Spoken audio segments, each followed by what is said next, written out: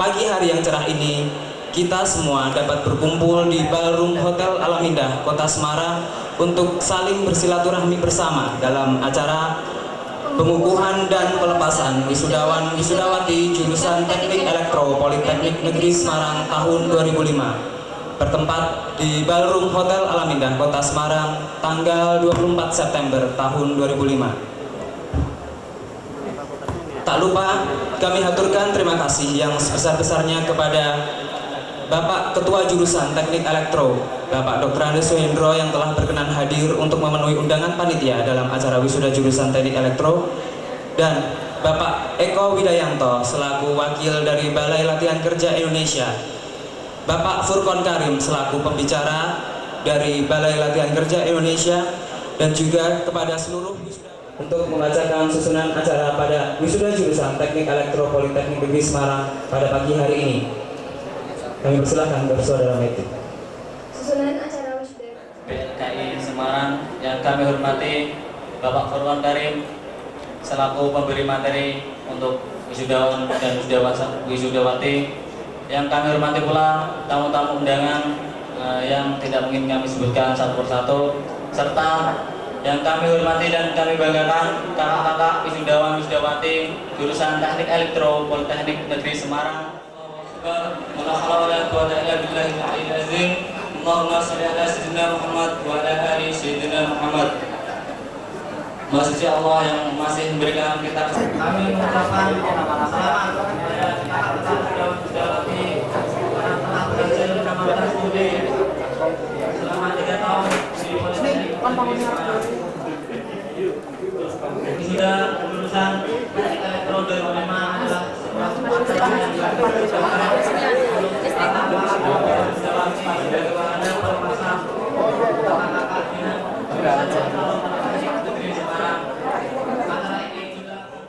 wisudawan. Pertama-tama mengucap syukur pada Tuhan Yang Maha Esa untuk yang pagi yang cerah ini kita dapat berkumpul di Hotel Alam, dan baru sekarang saya sejumlah di jurusan Elektro yang kemarin juga yang jurusan wisuda yang dulu di Politeknik. dan saya juga pertama kali di alam mingga ini, jarang, mungkin tidak pernah ke hotel di fisiologi.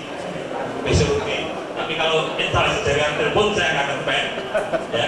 Tapi kalau masih saya ngepek, tak kasih E. Tapi kalau ini saya fisiologi, saya ngepek. Jadi saya bacakan tentang masalah ini nantinya adalah dampak globalisasi. Ya. Jadi globalisasi itu menciptakan kemungkinan baru, ya. Jadi perguruan tinggi adalah satu-satunya sumber pengetahuan. Karena dalam proses pembelajaran diploma tidak lagi berpusat pada kegiatan dalam kelas. Dalam pendidikan tinggi, pertama dalam pendidikan diploma, dibutuhkan industri pola pikir yang progresif. Anda dibakukan menjadikan pekerjaan apapun yang menarik.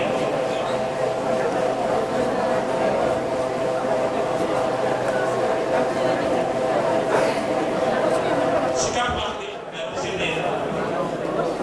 Dan saya juga minta maaf kepada semua staf pengajar atau staf teknik dalam melayani Anda selama 3 tahun.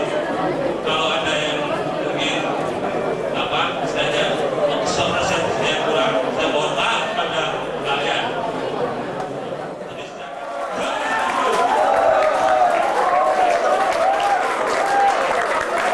Wisudawan dan wisudawati jurusan Teknik Elektro Politeknik Negeri Semarang tahun 2005 yang kami banggakan, beserta seluruh tamu undangan yang berbahagia, memasuki acara selanjutnya yaitu pemberian materi dan tanya jawab yang akan disampaikan oleh Bapak Furqan Karim dengan judul materi Teknik Penyusun Lamaran dan Strategi Wawancara Kerja yang akan disampaikan Bapak Furqan Karim. Kepada yang beliau, Bapak Furqan Karim dengan moderator Saudara Muhammad Husni Mubarak dari Elektronika 2A dan Notulis Rina Suraya dari Elektronika 2B, kami persilakan.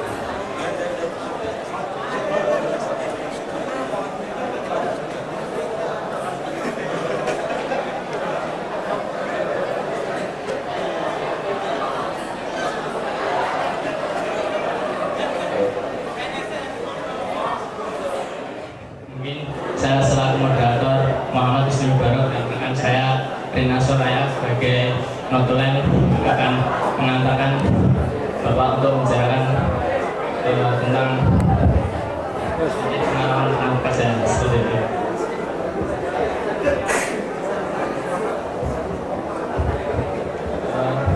Mungkin sebelumnya akan saya bacakan kurikulum beliau. Nama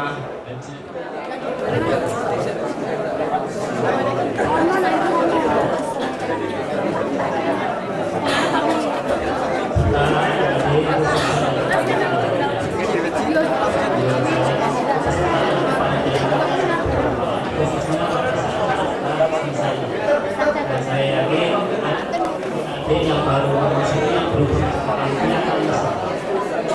kenapa dulu waktu saya jadi mahasiswa maka sekarang saya kalau ingin itu lanjutkan lagi kuliahnya sehingga kalau ada depannya bisa ikut lagi. Ada yang ingin melanjutkan kuliah lagi ya sampai ingin pada tingkat doktor, ada yang ingin melanjutkan kerja, ada yang ingin mungkin selesai ini sudah dipinang dan sebagainya. Tetapi menurut saya apa yang saya sampaikan tadi mudah-mudahan itu juga ada di dalam diri adik-adik. Berkarya artinya kita berbuat sesuatu yang kira-kira bisa menghasilkan sesuatu. Berguna artinya hasil karya kita itu tidak sekedar dihasilkan tetapi ada sesuatu yang diberikan pada diri sendiri dan orang lain, dan yang paling penting adalah ini menurut saya perlu ditanamkan. Jadi budaya itu sadar sendiri. Bangsa kita ini sebetulnya bangsa yang kaya.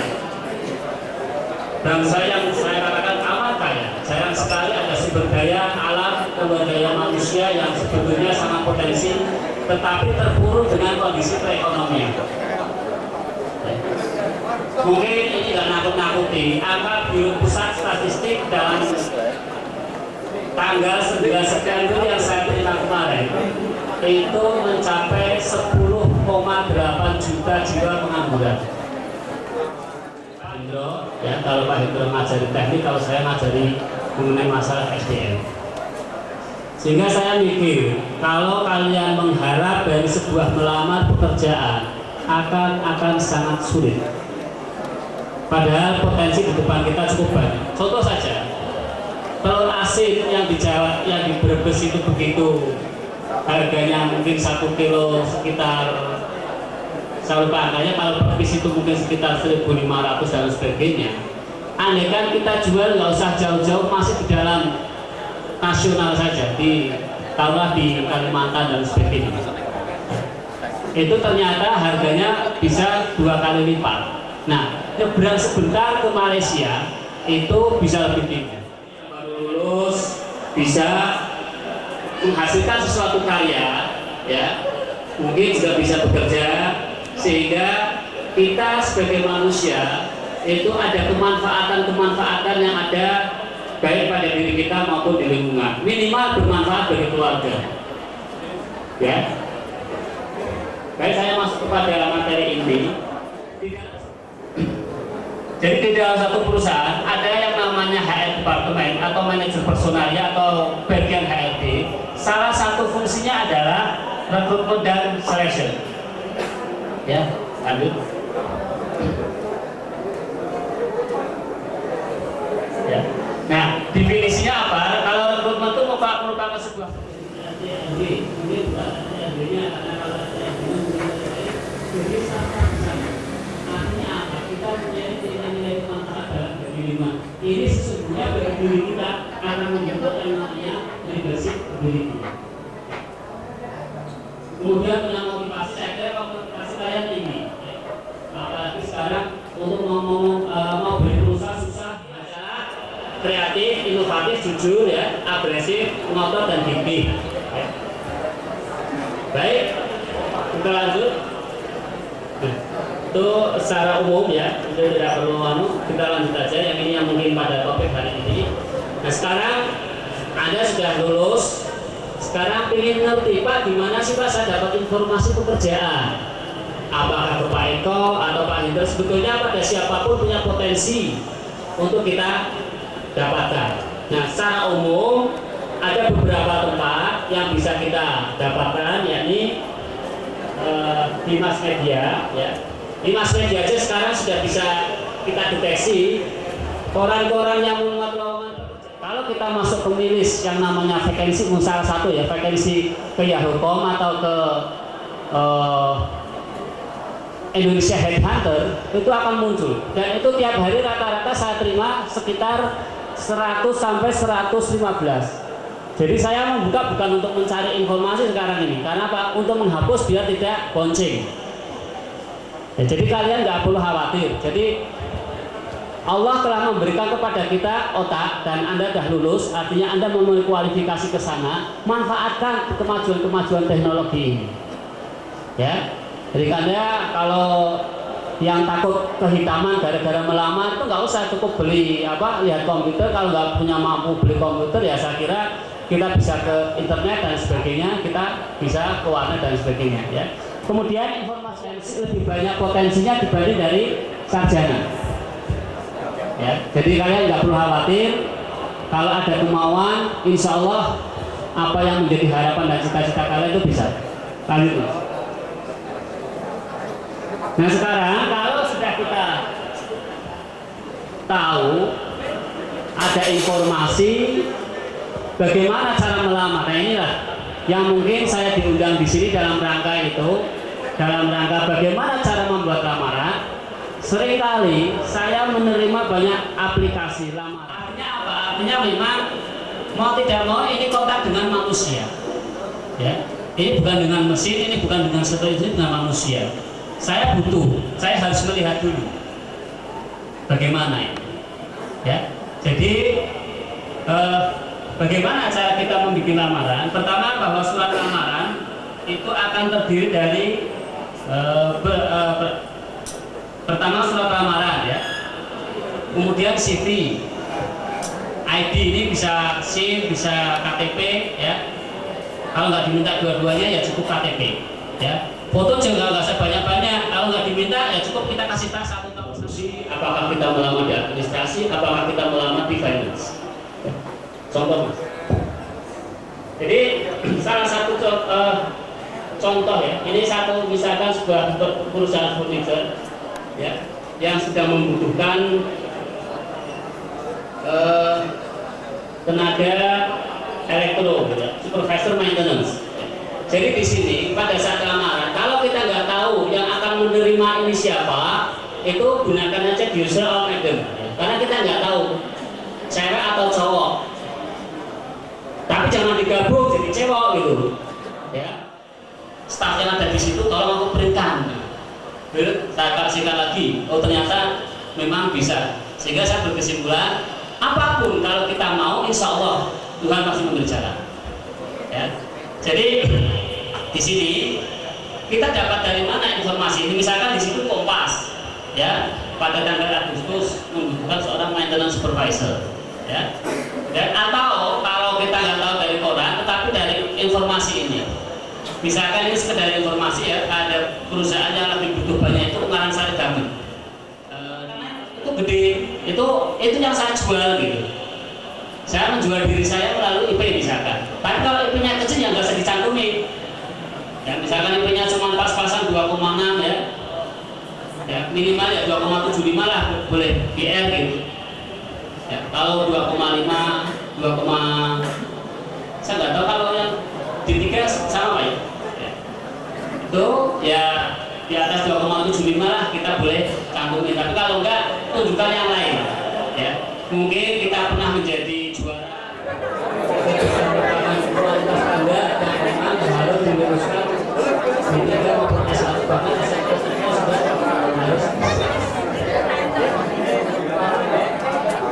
Kemudian ada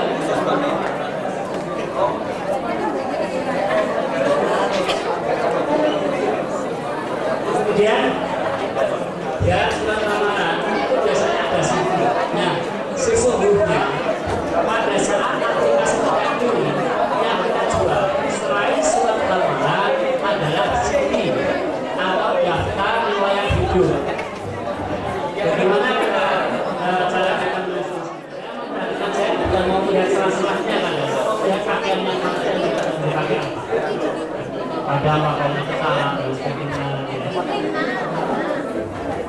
Sesuatu itu harus dicoba. Kalau di luar tidak bisa saya akses atau tidak. Ya. Nah, jadi itu punya pakaian. Saya tidak tahu. Ada juga yang tadinya pakai jilbab, begitu interview takut nggak diterima jilbabnya dilepas jangan. Ya, saya ada anak komposisi rezeki lah. Ikhtiar ini yang betul. Ya. Ini sering nanti putus arang. Aku udah doa, pikiran anak udah sesuai dengan pembekalan, interview sudah saya sampaikan sudah diterima. Jangan-jangan gara ini pas. Ya. Itu. Padahal yang dimaksud ya nanti tunggulah. Kalau saya ini mungkin maksudnya 2 bulan. Kenapa nggak kita jawab 2 bulan? Ya kan? Jadi yang menurut saya harus Anda perhatikan. Kemudian positif, ya. Jangan terus-menerus menyatakan apa yang tidak dapat Anda lakukan. Konsentrasi pada apa yang Anda dapat. Jadi komentar, statement yang muncul sering. Ketika ditanya Anda kelebihan, Anda ditanya kekurangan-kekurangan. Maka jawablah kekurangan-kekurangan itu yang diplomatis. Jadi misalkan Anda yang nggak Anda sukai apa? Misalkan ya, pekerjaan apa yang Anda sukai? Mungkin yang dilamar, yang nggak disukai, dan jangan bilang saya suka semua. Pasti manusia punya keterbatasan. Jadi kalau diproduksi, biasanya yang nggak disukai marketing, administrasi. Ya, kalau orang administrasi, kemudian yang terakhir jujur. Ya. Jadi jangan bohong. Ya, menunjukkan jawabannya. Ya. Ini yang saya nggak tahu perbedaannya sangat tipis antara diplomasi dan bohong itu.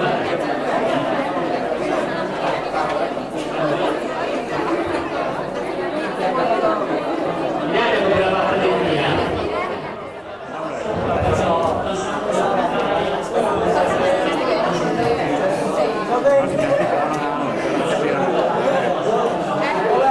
Ini loh, belum gue sudah SK.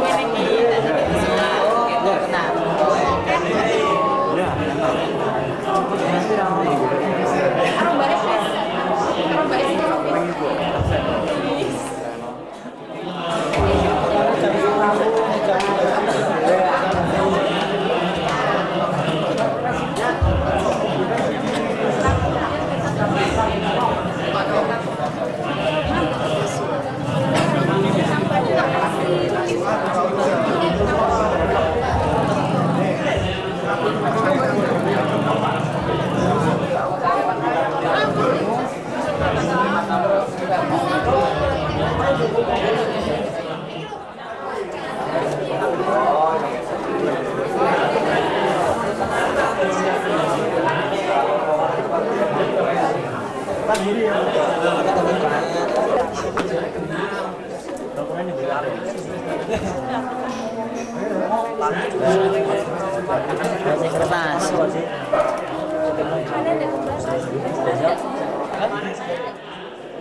tingkat pendidikan D3, kalau pengalaman ya, kita kalau tidak ada pengalaman itu bisa juga ikuti standar perusahaan ya.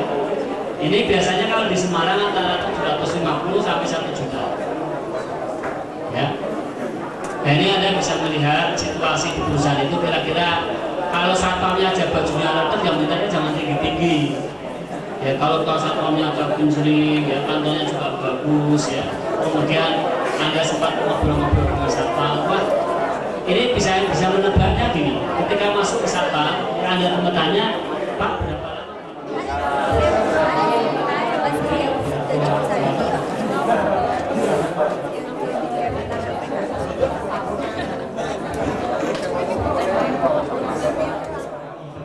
Yang Bapak sampaikan di awal tadi, karena melihat kondisi ekonomi seperti ini. Dan saya juga ingin tanya, pengalaman Bapak selama kerja selama 15 tahun ya, dan 6 tahun di SDM ya, itu bagaimana menurut Bapak dengan dibandingkan dengan peluang yang ada saat ini yang bisa kita kembangkan? Itu lebih enak mana gitu, kerja atau peluang untuk mengembangkan ke depannya? Terima kasih. Assalamualaikum warahmatullahi wabarakatuh. Utama saya menyukai itu juga swasta.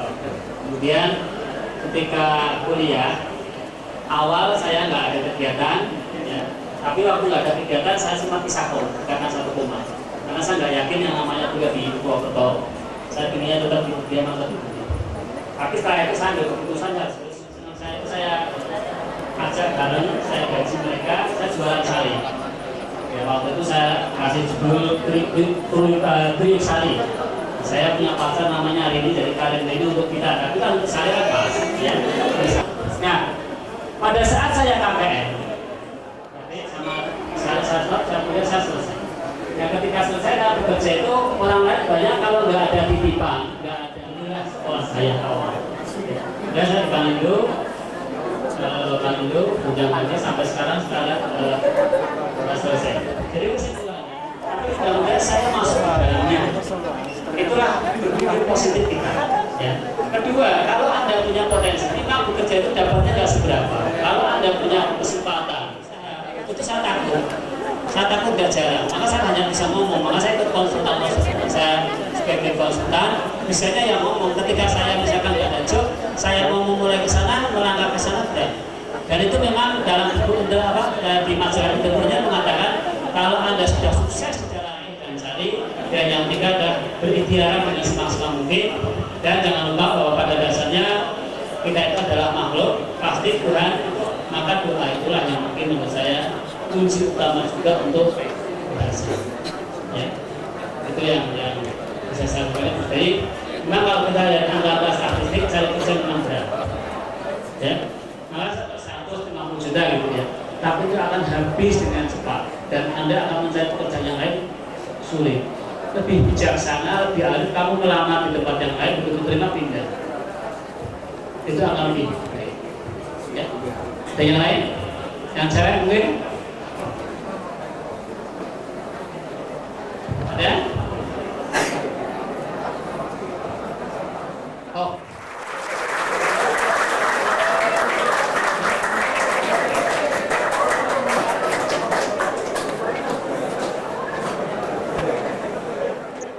Dari selaku ketua